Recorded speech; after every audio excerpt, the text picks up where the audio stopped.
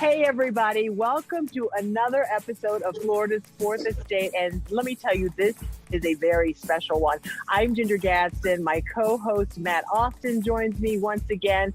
And we have two familiar faces. We hope you're familiar with our guests today, Stacy and Kevin Rathel. And I cannot tell you how awesome it is to see the two of you together, but especially you, Kevin. We're broadcasting. We record this on Wednesdays. That's today, right?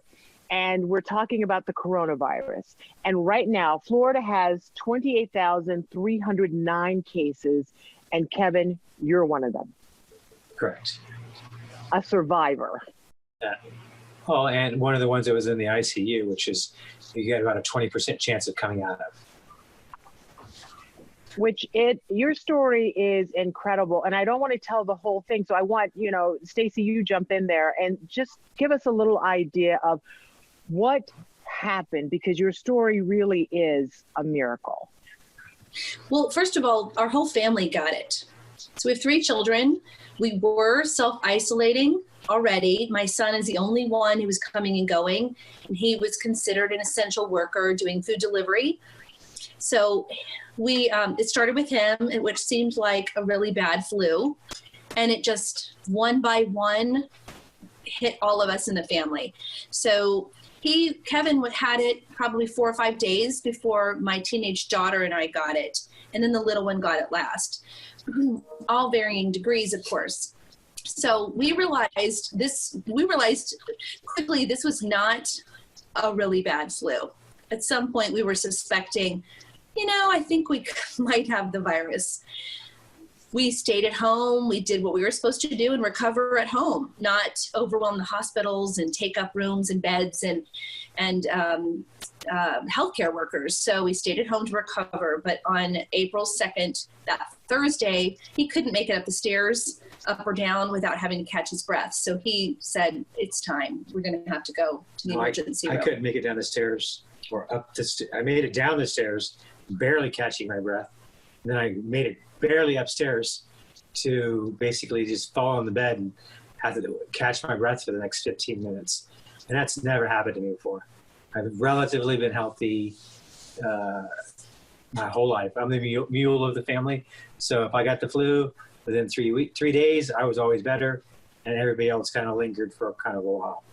But when that happened, I said, we're going to have to go to the hospital.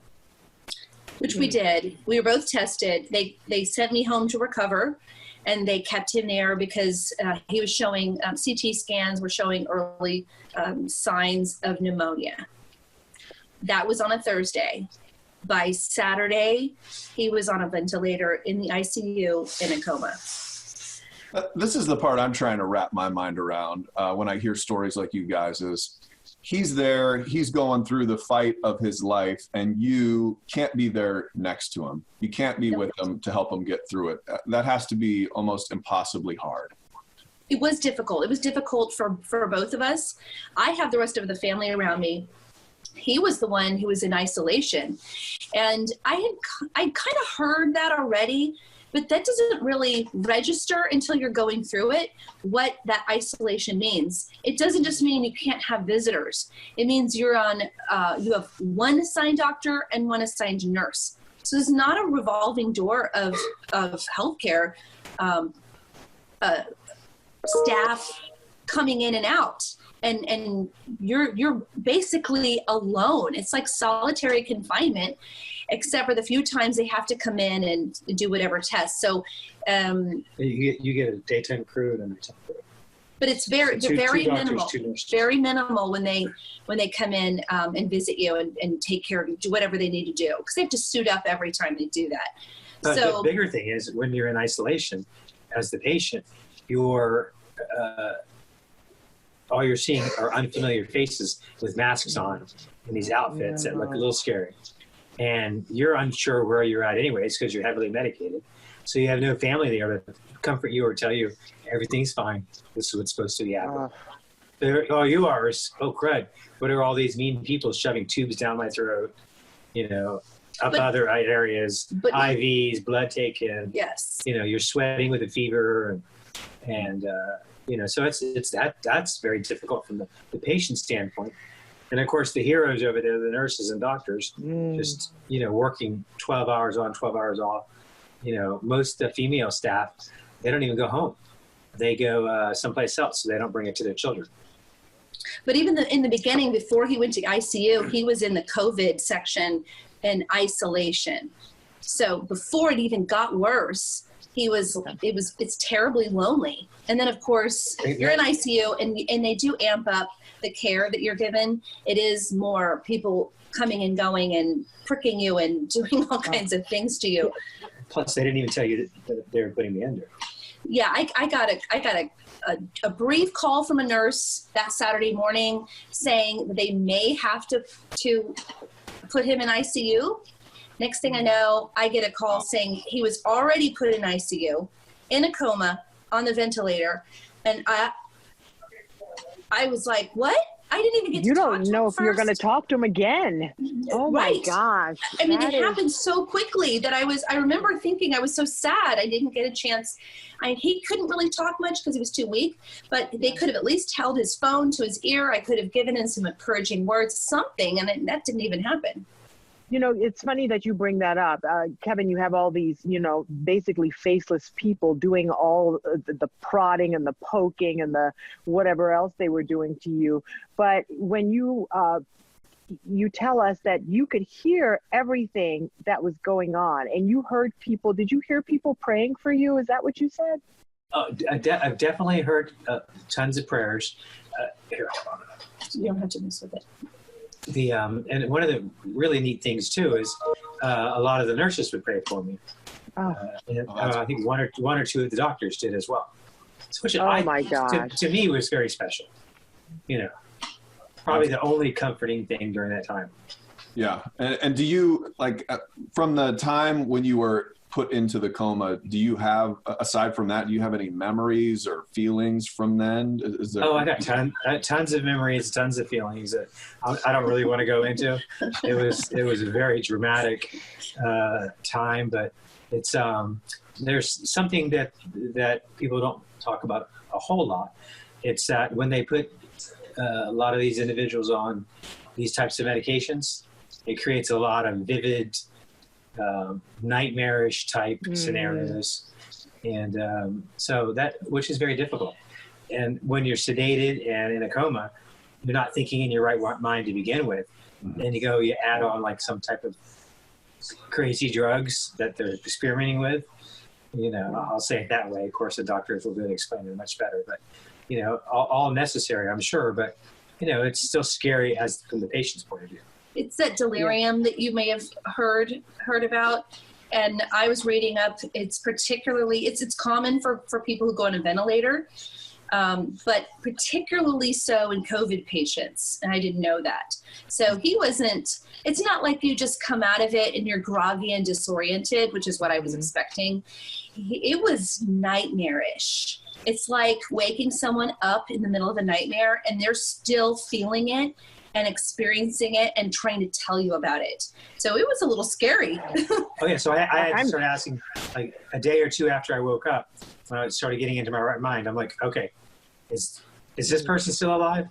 Is this person this? Is this happening? Did this happen?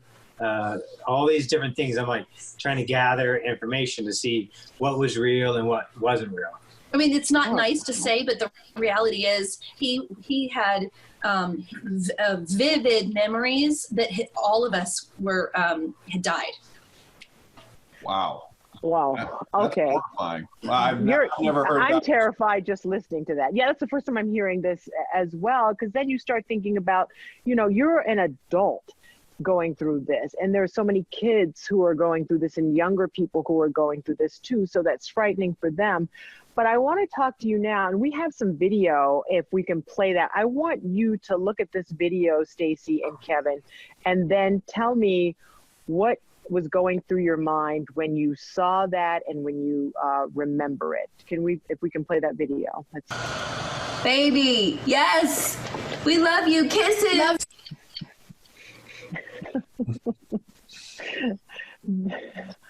Oh my gosh. That of course was Easter morning. Right. Yes. That's when I looked down. I'm like, what happened to my stomach? Yeah, I'm just kidding. That's funny. But my doctor, Dr. Vo, an amazing doctor. She's one of the ones who goes one week on away from her kids, 1 week off with her children at the hospital. But she was, I wouldn't wake up. So she's like, oh, let me aggravate him. Because she sort of aggravated me with my eyes. So just so she could kind of get because they were FaceTiming just so I could see. So now I barely remember that moment. All I do remember is tears just pouring out of my face when I heard that. Yeah. And Stacy, the excitement in your voice, we felt it through the screen. Yes, well, I'm glad because it was definitely a moment. It's hard to put words to that, but I was so surprised that we were going to act. I thought we were just going to be able to FaceTime him and he'd be out, and we were for the first time able to let him hear our voices. But Dr. Vo had that little Easter morning surprise for us when she took him off the sedatives and woke him up. She really wanted to see how his body was going to respond, all of his vitals being off of the meds. So she had to, not completely, because it takes a while. And I didn't realize that. It takes a while to get out. They had to bring the medication back up a little bit, the sedatives, because he actually came out of it so strongly. He came out fighting essentially, and they had to bring him back down. But it was just such a tearful moment to be able to see, because we'd been waiting for that moment. Because you're wondering why you're tied down and why there's a giant tube down your throat and you're in pain. So, so you start as a guy, most guys start, what the heck? So I start trying to get out of your restraints. Pull things out. And I was reaching for that ventilator, so I was like, yeah. But it was really neat that they FaceTimed, because most people don't get that. They would have gotten a call, hey, he's out. Just wanted to give you an update. You got to be a part of that. We actually got to see it. Yeah, of course, I'm saying I'm resisting and all that kind of stuff. But in my mind, since I'm still sedated, for all I know, that was all happening barely, Yeah. You were joking a second ago, Kevin. You were saying when you first woke up, you're like, "Where's my stomach?" But you say that for a reason, because you lost 30 pounds. Holy cow! The hard way. I'm a tall 5'6" guy. So he insists on doing everything the hard way, though. Spoken like a true wife. I'm curious. See, I love seeing that video as well. My favorite video, because I feel like we've kind of tracked your progress the whole way, so we feel a little more attached than you are to us. But I loved when you got out of the hospital and you got to go home. But I know that when we tell these stories, a lot of people don't hear what happens after you get home, because I hear recovering from this isn't a one-day thing. It's a real traumatic event, and it's going to take some time to get back to normal life, right? Oh gosh, definitely. But the main thing too, I think, is walking out of the hospital. They had like 100 or 150 of our little heroes down there clapping for me, and I was like, all I could think of, why are they clapping for me? This is so embarrassing. I should be clapping for them, And they're the ones who did all the work. They're the ones who go there every day, risk their lives. So that from the male ego point, I guess, or any ego point or any human point, it was very awkward. Wonderful, and because I know they needed it as well, but that's a hard one, because they're the ones that did all the work.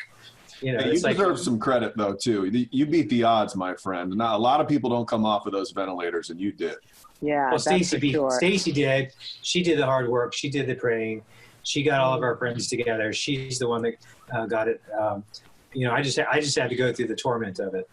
But he's a fighter. Don't make no mistake. Clearly. We're quickly running out of time, because we could talk to you for another hour. But speaking of heroes in this, the gentleman who saw your story from South Florida felt so compelled, drove, donated plasma, and that's what basically really saved your life. And he said once he saw a picture of you and your family, it suddenly became not a news story, but something very real and personal. Correct. You ever heard the thing that we're 7 times removed?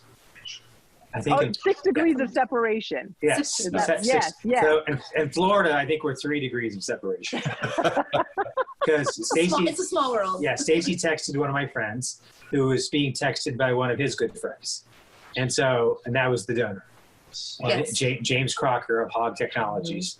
And he's awesome too, because now he's set up a website called plasma4lives.com. It's running active now to get more people to donate plasma and hook up with patients who need it. So they don't have to go through, we lucked out through Stacy and I, we had contacts. A lot of people don't have contacts. Probably one of the reasons why I was the first in the Southeast to get this procedure. You know, you have to get FDA approval. You got to go through all the steps. You got to know the right people. You got to be able to convince the doctor to do it.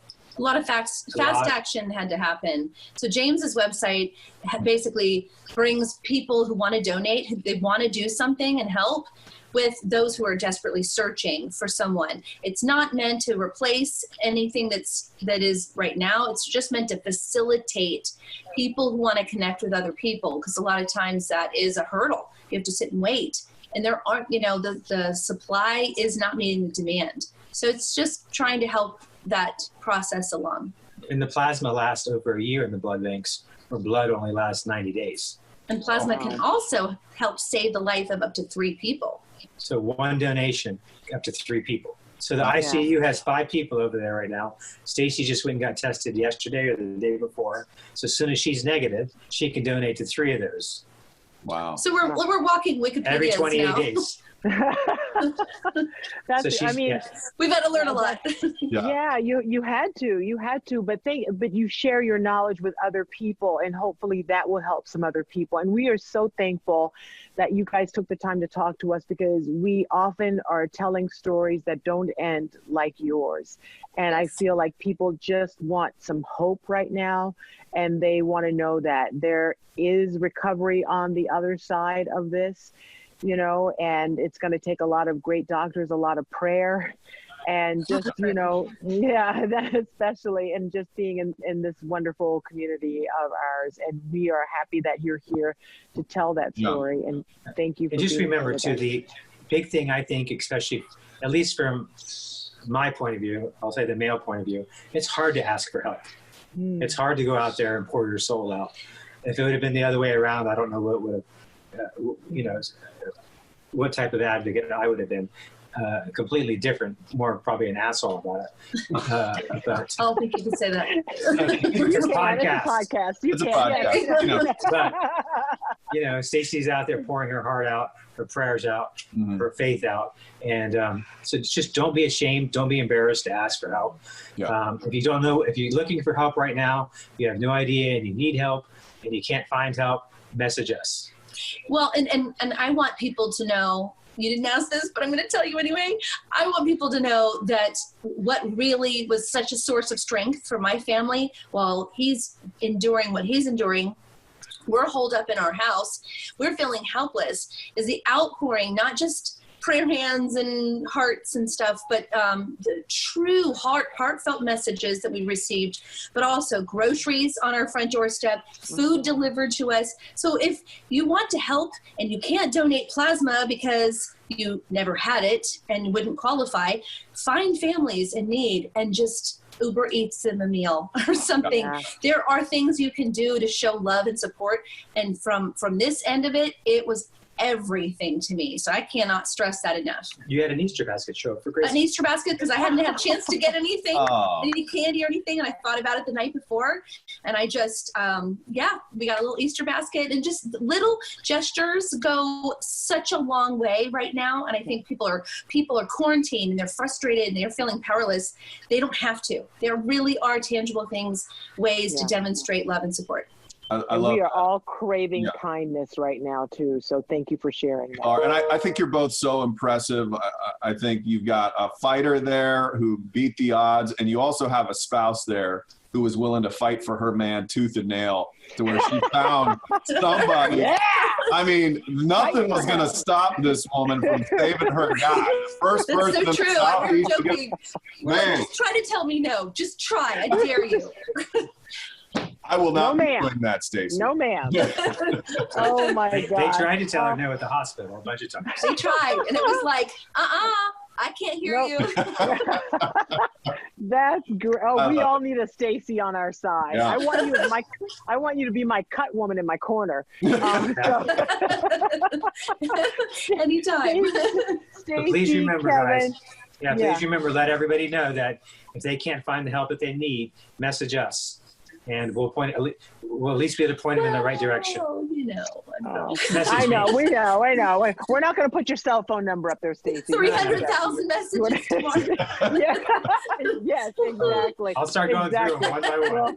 We'll put the right information up there. We love you guys. Thank you so Appreciate it. much. It's so wonderful to you. see you. And thank you for Thank you, taking the Ginger. time. Yeah. Kevin, stay strong, man. You're looking good. Thanks. And make sure you plug the Plasma for Lives. Yeah, you just did. PlasmaForLives.com. Is that it? Yes. PlasmaForLives.com? Yes. All right. He just went live yesterday. It's free. He's just doing it from his heart, you know? Oh, Just trying to that's help. wonderful. Not free Of for course, him, Of so. course, yeah.